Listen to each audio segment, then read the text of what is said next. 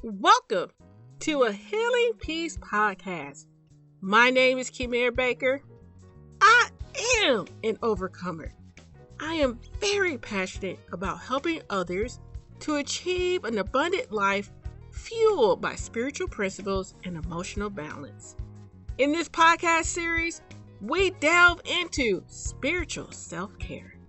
Yes, we will explore exercising our minds and bodies, but more importantly, we will discuss strengthening our inner being, embracing God's love, and being filled by the fullness of God. As you take this journey with us, we want to inspire possessing your authentic selves and happiness. Glad to have you back, family. Before we delve into this episode, I want to do our PSAs. It's been a while since I made our wonderful announcements. Please subscribe to our channel on whatever music device you're listening on. Leave us a review. Not only that, but partner with us by sharing our podcast with your friends. When you do these small items, you not only support our show, but you are blessing others in return. Yes, you are. You're blessing them with this positive message that we provide in all that we do. Now, back to this episode. We are going to talk about confidence. This past week, I was telling a friend how during my schooling years, I was not popular at all. I did not fit in with my peers. I did not have the latest outfits. Dare I say, I wasn't the most fashion sense oriented person. Where I grew up, this was a big no. I'm gonna also expose myself a little here. I keep telling y'all my business for some reason. But when I was younger, I couldn't dance. It was terrible. They'll do the little Soul Train line. The sister couldn't get down that line without people poking fun at me. Yeah, it was not my strength. But of course, in all these things that I share, boy, was I ridiculed. My friend, she asked me, well, how did you survive school under such conditions? I'm going to tell you how I did it later on.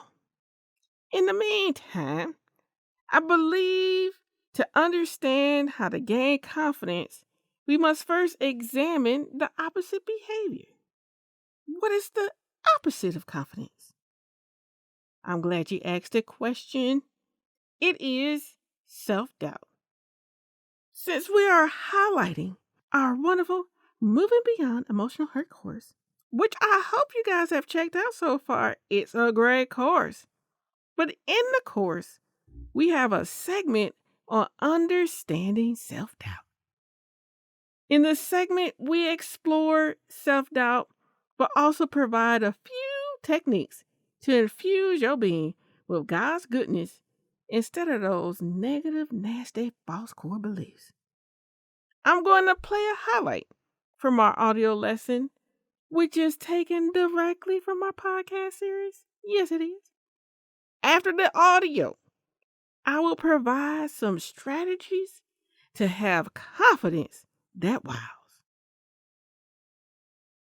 I'm continuing to explore how women respond when people or life experience hurt us.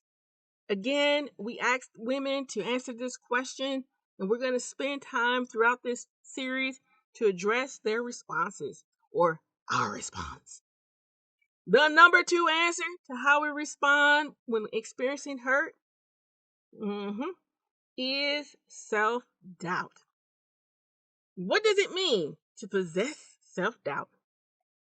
The short answer is that we lack confidence in the reliability of our motives, personality, thought, and the like. Self-doubt usually occurs in relationships when we tend to take ownership of someone else's perception of us. It may be in the form of conflict or in the form of another person's influence in our lives. like I shared before, it takes time to heal from emotional wounds. But I want you to be encouraged by the fact that God knows that it takes time, but in that time, He is still with you. He still believes in you. He doesn't want you to give up. Okay, I got a little carried away. Let's bring it back. Let's bring it back. Let's bring it back. Let's talk about some of the characteristics that happen with self doubt. Okay. One is you may find it difficult to complete tasks. You may sabotage yourself in thinking you are unable to accomplish the task. For instance, for those who are students, you may think about, okay, I'm gonna fail an exam. I'm gonna fail an exam. I'm gonna go fail it. And you're so consumed by that notion of failing that you don't study. And of course, because you didn't study, you actually failed the exam. In this particular case, it's like you're sabotaging yourself by the way that you think. And this occurs in our relationships with other people. You may interact with others with the level of insecurity to the point that they find it difficult to be around you. You're just all over the place. Here's another one. You may overextend your efforts on a particular goal to make sure that you're successful. You overextend because you don't want to be known as a failure. So you overcompensate for your self-doubt. And this comes up all the time when you're around people who are always boasting about their achievements. They're overly compensating. And how about you compare yourself with others? And in the process of comparing yourself with others, you emphasize your lack of confidence in your abilities. Something that Elijah did, he minimized his achievements with God. And we can do the same thing. We minimize who we are, the things that we're capable of doing. Therefore, you reduce your influence. You stop being a person of influence because you're consumed with the thought that you're not good enough. You can't achieve anything. Now, I bet you did not realize that everything that is occurring with self doubt actually consumes us. When I began to research this information, I was quite surprised. I was surprised because I was like, oh my goodness, if this does not apply to me. Despite moving beyond the taunts in school due to being so different, I personally still wrestle with self doubt. I like to say that I'm cured. I am not. However, and I'm going to say however, I found tools that I'm about to mention that returns me back to a place of confidence so that I can go ahead and get my strut on, get the things that I would like to get out of life, and not allow that negative criticism, that inner self thoughts to condemn me from having an abundant life. Okay, now, how I tackle my self doubt to achieve the goodness that God's planned for me. I must admit, the first tip that I'm about to share with you guys, I cannot take credit. This is something that I've had the privilege to witness from my mama. I did tell her mama, so here it is. I told you one day I'm going to talk about you on the show. But this time it's going to be some good stuff. I'm going to share the goodness that you've been doing. Yes, she is. That my mom, she's been having a spiritual awakening. She is reaping the benefits of putting God first in her life, as well as understanding the power of His Word. During this pandemic, boy, have we been home with ourselves. In this time, for my mom to keep her spirits up and her mind going good and right, she wakes up every morning and reads her power scriptures that provide affirmations to who she is. And ladies, one morning, I woke up and I listened to her repeat the scriptures over and over again. It was actually quite cute and inspiring all at the same time. She's determined that every day she is going to remember who God has declared her. She has repeatedly told me that when she starts her day in remembrance of him and his declarations, she always has a better day. Not only does her day go well, but she is more confident. She actually does have a cute little strut. Her leg goes up a little bit. Why? Because she knows that she's an incredible woman. And you know what? Yes, we all have flaws. She got some too, because we're human. But despite those things, she walks in that strut, having that confidence, knowing who God is, securing or being secured that He is going to work it out on her behalf. Now, I'll tell you what, she does tell me all the time when I'm being faithless, now, come here, that ain't the power of God. You better go and check yourself. Yep, she sure does. I welcome that level of faith and that challenge because sometimes we need a little help to get out of our heads. So tip number 1 is to begin your day with affirmations. You are incredible, intelligent, and a loved woman by God. You have a Father who will fight your battles and wants to tell you daily how much He loves you. You can blend your affirmations with scriptures and other quotes that embody your spiritual, physical, mental, and emotional well-being. And going back to my story in the beginning, how did I get through all that ridicule and that criticism as a young kid? I will tell you that these affirmations were something that I put into practice even at a young age. It may not have been as spiritual as God's word, but at the time, just knowing that that was not my permanent state, I would think, hey, y'all might be teasing me now, but wait till later on in life because I'm going to be somebody. I'm going to be the one with the money, and you got to look up to me. I'm the one going to have the jobs and trying to find a job. I'm going to be the one to employ you. Yes, I would tell those things to myself so that I always knew that there was more ahead than the criticism that I was receiving at the time. Again, tip number 1, begin your day with affirmations. All right, now, tip number 2, write down your accomplishments, especially those where you overcome adversity. Ooh, I'm going to tell you, this is an important tip. When you keep a record of overcoming, you realize that you have the strength and the ability to conquer future obstacles. I would like to say that we will no longer have problems. Wouldn't that be wonderful? But then we all know, we turn on the news and it lets us know right away that that is not possible. I will also share with you guys, this past week has been interesting for me. My electricity went out again. Now, the last time I talked about my electricity, it was due to a storm. This time, it was due to me using the space heater and blowing the electrical grid. Initially, I was like, what in the world was going on? Why? Why now? I don't got time for this. I got things on my schedule, things I need to take care of. I don't got time to not have power again. And this was even more crucial because this time it was the office area. And what's in the office area?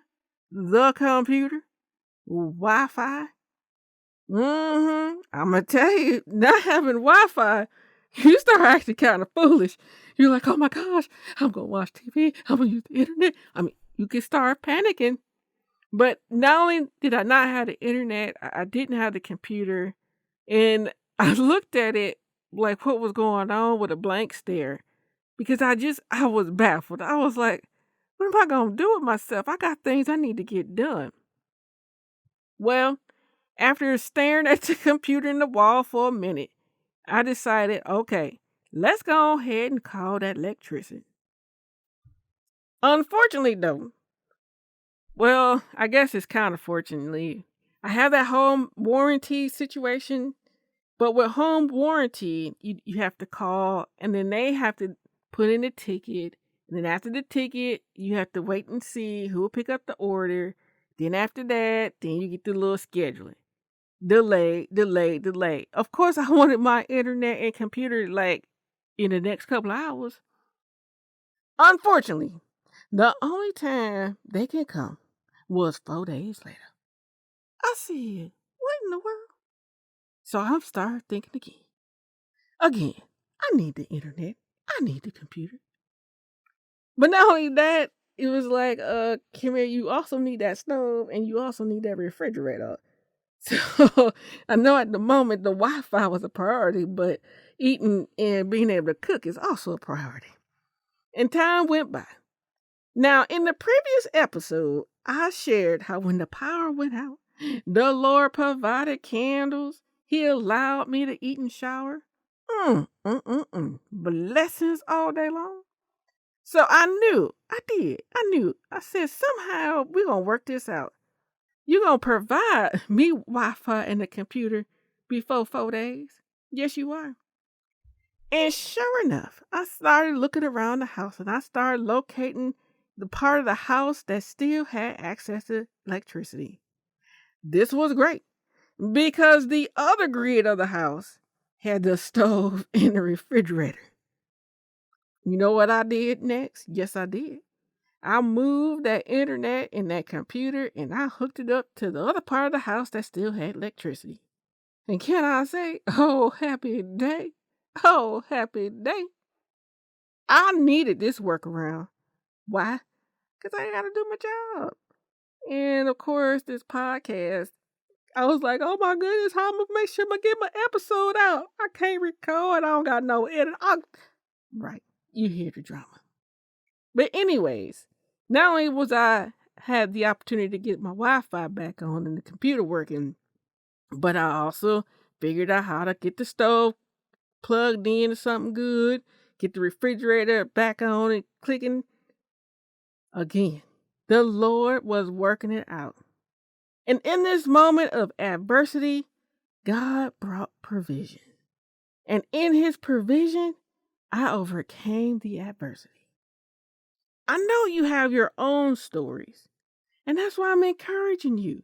Write them down and go back over them when adversity hits. When you do this, you will be confident that you can tackle anything thrown at you.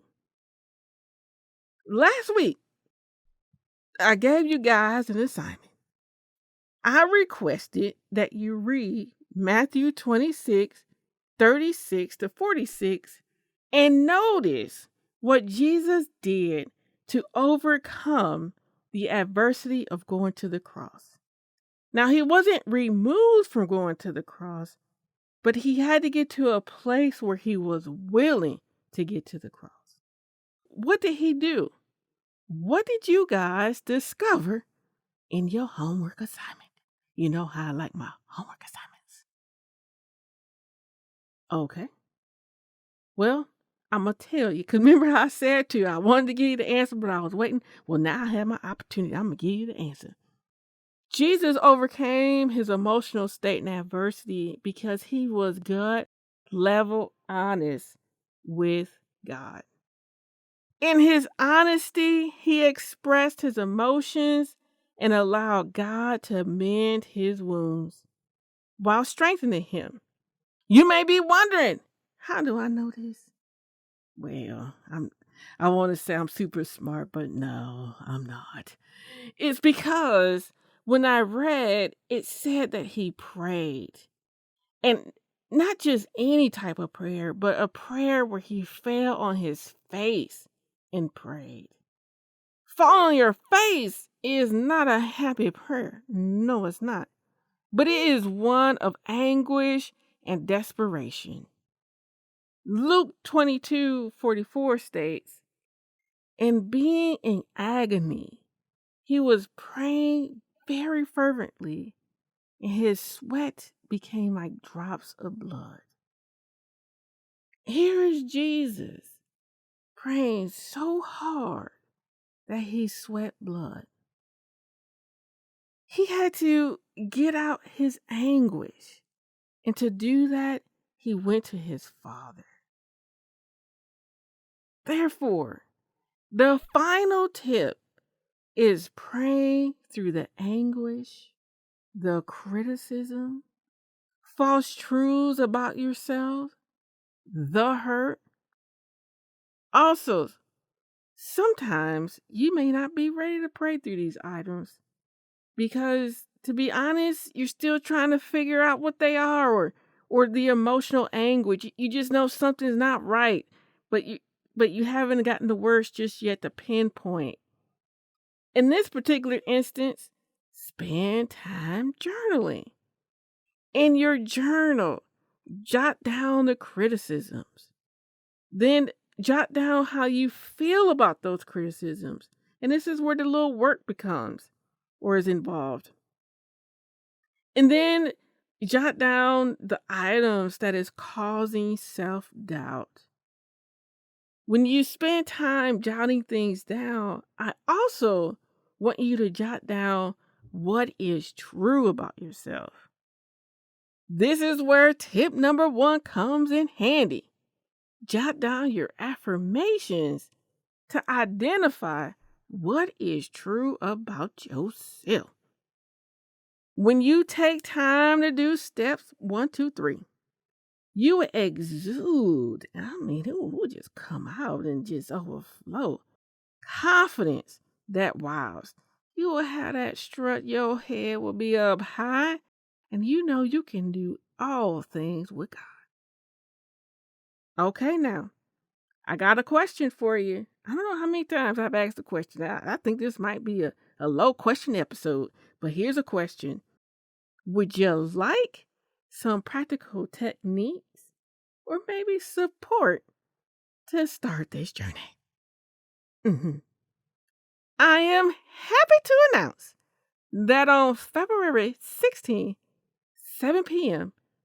CST, we are having our first interactive online workshop for 2021. Guess what the topic is going to be? Why, yes. We will delve into praying and journaling as a method for self-discovery, emotional healing, and confidence building. You can register at healingpeace.com. Register. Again, go ahead, y'all. Get that little strut in. Have that confidence that wows. Put into practice steps 1 to 3. Come join us February 16th. And together, we're going to wow everybody. All right, now. Come back next week for more encouragement.